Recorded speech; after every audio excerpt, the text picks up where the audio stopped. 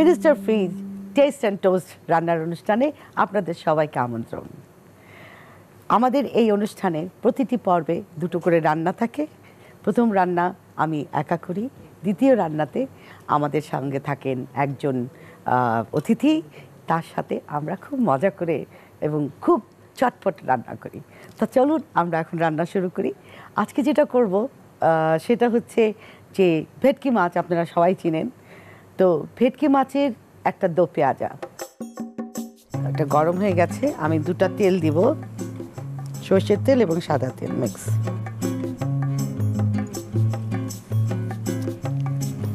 চার টেবিল চামচ, কারণ দো পেঁয়াজায় তেল একটু বেশি লাগে।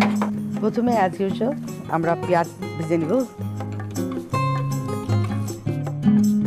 আধা কাপ পেঁয়াজ দিব, পরে আবার পেঁয়াজ দিব। তার সাথে দিব একটু তেজপাতা,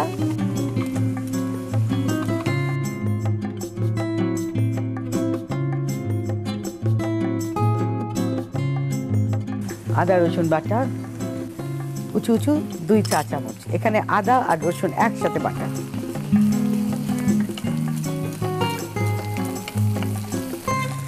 লাল মরিচের গুঁড়া,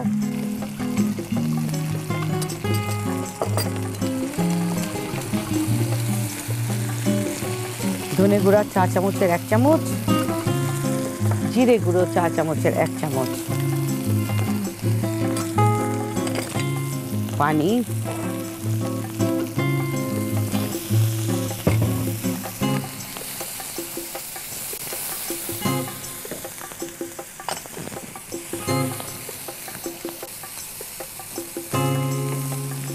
এবার মাছটা দিয়ে দিব।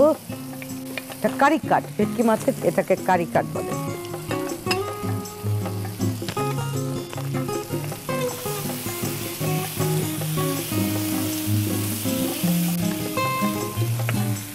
টমেটো একেবারে সেই লাল টকটকা।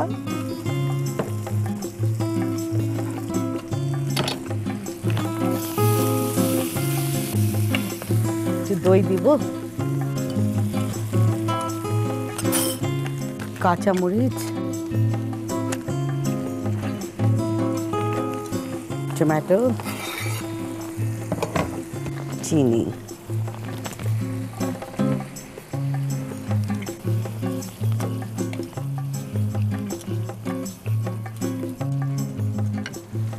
লবণ দিব,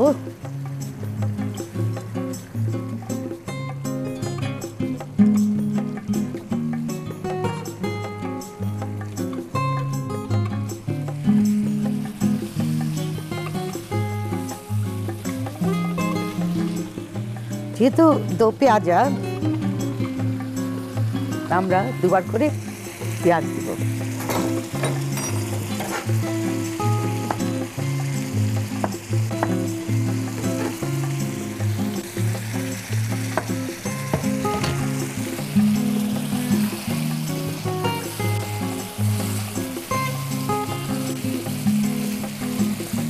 ধনে পাতা,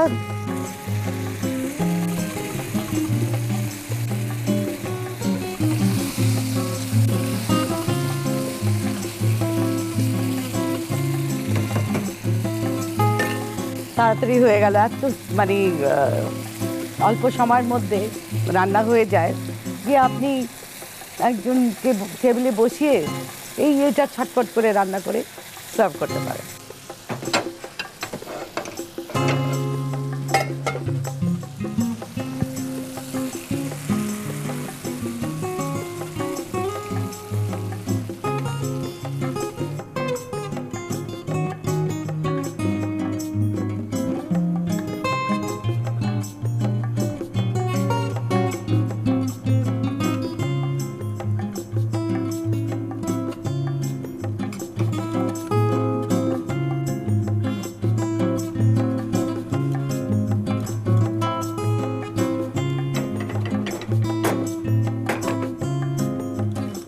দেখলেন আমার ভেটকি মাছ দো পেঁয়াজা। তাহলে আমরা পরের রান্নায় যাব, তার আগে নিয়ে নেব একটা ছোট্ট বিরতি। ফিরে আসছি অতিথি রান্না নিয়ে। ফ্রাই প্যানে সরিষা ও সয়াবিন তেলের মধ্যে পর্যায়ক্রমে আধা কাপ পেঁয়াজ, তেজপাতা, আদা রসুন বাটা, লাল মরিচের গুঁড়া, ধনে গুঁড়া, জিরে গুঁড়া, সামান্য পানি দিয়ে কিছুক্ষণ নাড়ুন। এরপর এর সঙ্গে কারি কাট করা ভেটকি মাছ দিয়ে কষান। কষানো হলে টক দই, কাঁচামরিচ, টমেটো কুচি, চিনি, লবণ, টুকরো করা পেঁয়াজ ও ধনেপাতা দিয়ে কিছুক্ষণ রেঁধে পরিবেশন করুন মজাদার ভেটকি মাছের দো পেঁয়াজা।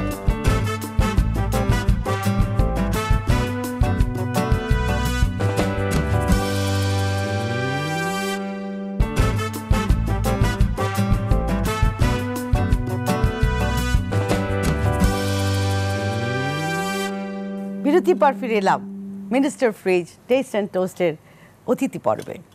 আজকে আমার সাথে আছে দুজন অতিথি, আছে পুতুল এবং তার সাথে তার মা।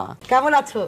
ভালো আছি। ভালো? কেমন আছেন? এই তো তো অনেক কিছু তো হয়ে গেল, ফাগুন, পয়লা ফাগুন, তারপরে আছে ভ্যালেন্টাইন্স ডে, তো সেগুলো সব কিছু মিলে নিশ্চয়ই মনটা খুব রোমান্টিক। একদম, আপনাকে দেখে আরো রোমান্টিক হয়ে গেল। আপনাকে দেখে তো ফাল্গুনের আমেজে একদম ভরে গেল চারপাশ। হ্যাঁ, মানে এই পুরাটা মাসই এরকম থাকবে।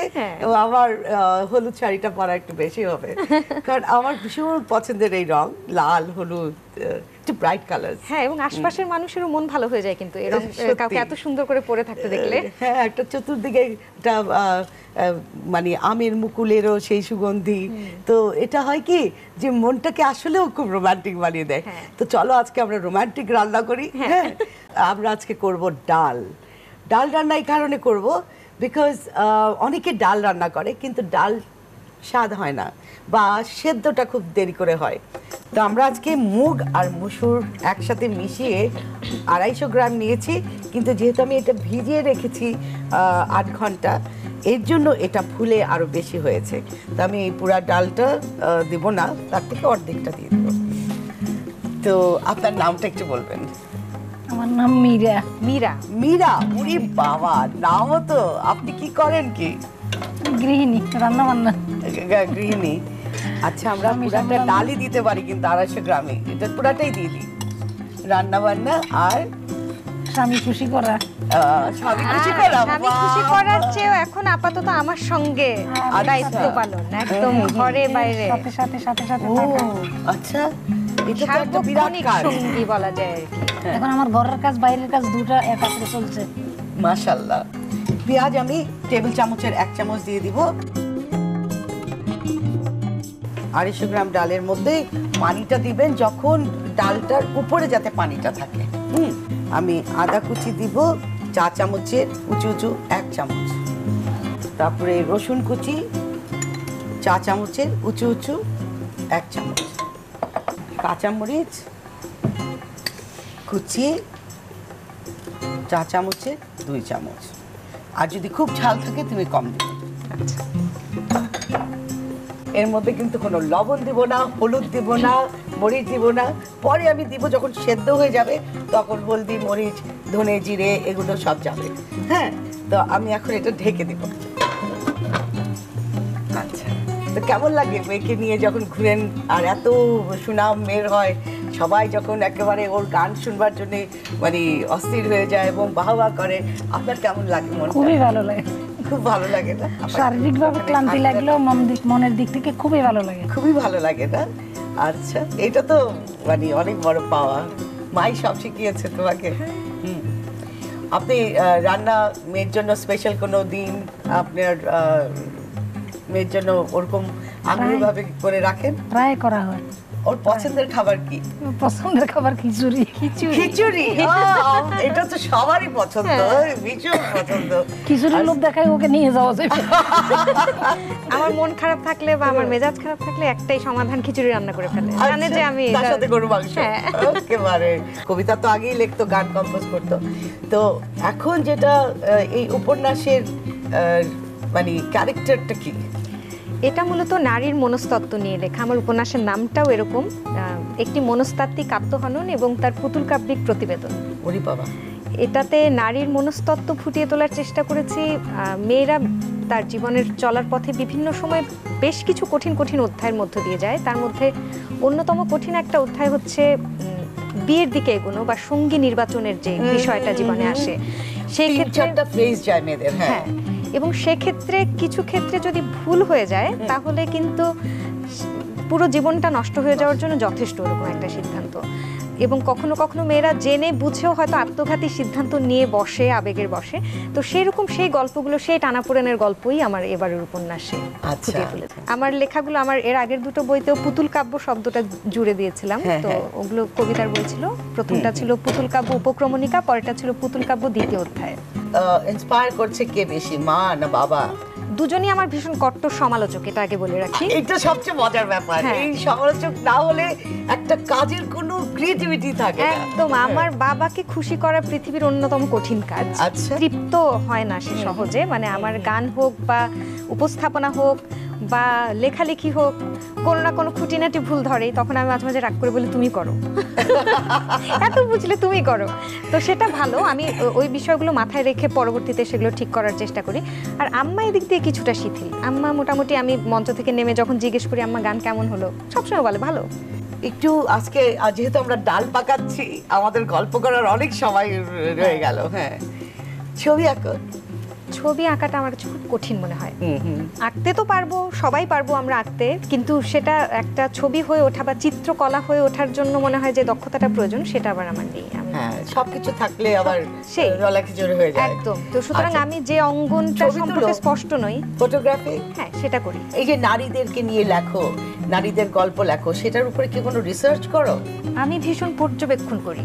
আচ্ছা। আমি খুব লক্ষ্য করি, আমি খুব কম বলি, আমি শুনি অনেক, এবং আমি নিজের ভিতর খুব ডুবে থাকি। কারণ আমার মনে হয় ভাবনার গভীরতা বাড়ানোর জন্য না, নিজেকে বোঝা বা নিজের ভেতরটাকে পড়ার প্রয়োজন আছে, তাহলেই আমি আমার ভাবনাটা পৌঁছে দিতে পারবো পাঠকের কাছে। তো আমরা যেহেতু ডাল তড়কা করব, তড়কা ডাল, তো তার জন্যে আমাকে ডালটাকে একটু ভেঙে দিতে হবে। হ্যাঁ, আমার ডাল ঘুটনি থাকলে হয়তো একটু করে দিতে পারতাম, বাট আই হ্যাভ ওয়ান। একটু তো দেখি, একটু পানি দেব। তো এখন এটা থাকুক এখানে।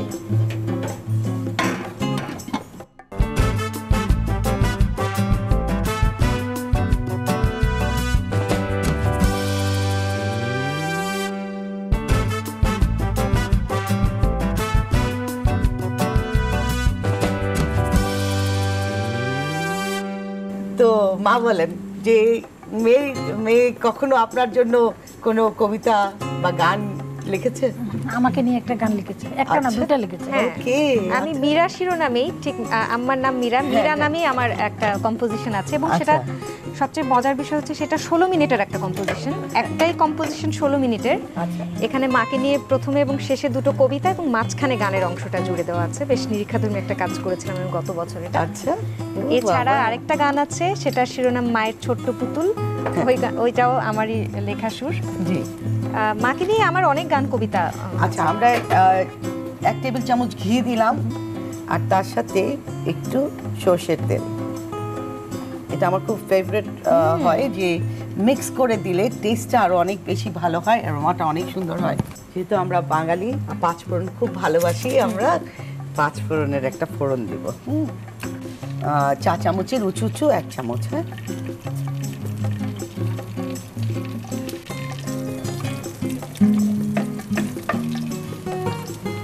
শুকনা মরিচ, একটু আদা রসুন বাটা, একটু দূরে যাও, লবণ দিয়ে দিই।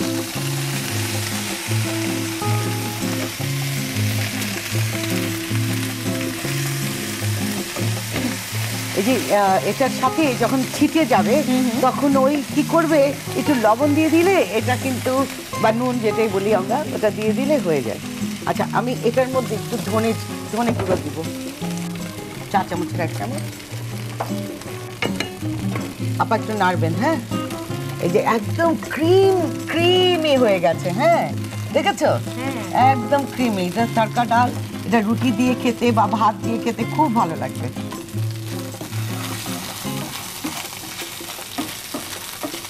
এবার আমরা একটু জিরে দিব। হ্যাঁ, আপনি আস্ত জিরে দিয়েও করতে পারেন। এবার একটু হলুদ দিব, চা চামচের আধা চামচ হলুদ, আর লাল মরিচের গুঁড়ো। টমেটো হাফটা আমি দিয়ে দিচ্ছি এখানে, আর হাফটা দিয়ে দিচ্ছি এখানে। ডালের মধ্যে হাফ আর তরকাতে হাফ। তো নাক চলবে। এই ঝাঁজটাই কিন্তু আমাদের রান্নার একদম প্রধান বৈশিষ্ট্য। আমার কাছে মনে হয় যে আমরা এত মশলাদার খাবার খেতে অভ্যস্ত।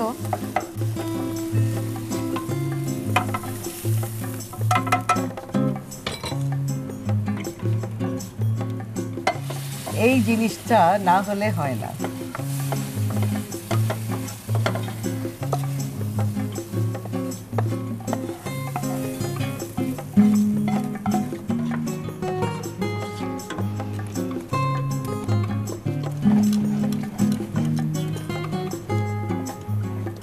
ধনে পাতা দিব হ্যান্ডফুল, মানে এক মুঠ। হ্যাঁ,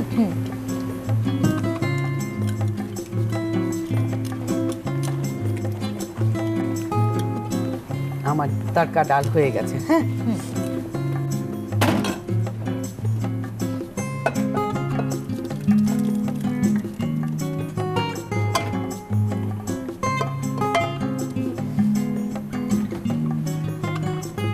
আমরা আমাদের রান্না এত কালারফুল যে আমাদের কোনো গার্নিশ করার প্রয়োজন হয় না। হ্যাঁ,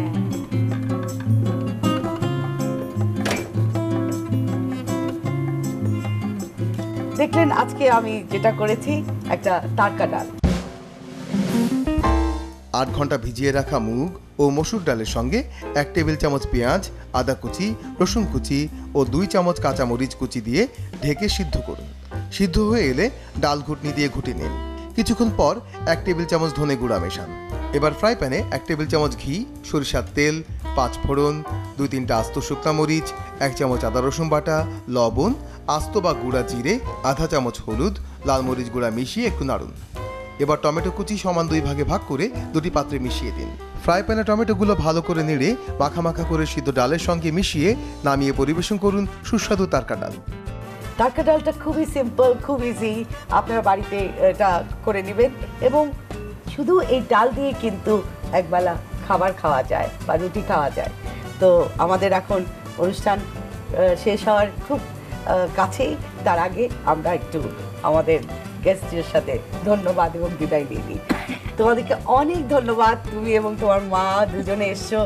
আমরা মানে কি বলবো, আজকে আমাদের দর্শকরাও খুব খুশি হয়েছে, আমিও তো অনেক খুশি হয়েছি, এবং তোমার সম্বন্ধে অনেক কিছু জেনেছি। এবং একটা নারী, সে কিন্তু অনেক এম্পাওয়ার হবে তোমাকে, তোমার কথা শুনে এবং তোমার মায়ের কথা শুনে, যে উনি সারা জীবন কি করেছেন, এত পরিশ্রম করেছেন। সে এত সুন্দর, তার প্রতিভা, সে একটা খুশি কাটার জামা 7 দিনে তৈরি করে ফেলতে পারে। হ্যাঁ, তো আজকে আমাকে বিদায় নিতে হচ্ছে মিনিস্টার ফ্রিজ টেস্ট অ্যান্ড টোস্টের রান্নার অনুষ্ঠান থেকে। সামনের সপ্তাহে আবার আসবো মজাদার রান্না এবং খুব আপনাদের প্রিয় একজন গেস্ট নিয়ে।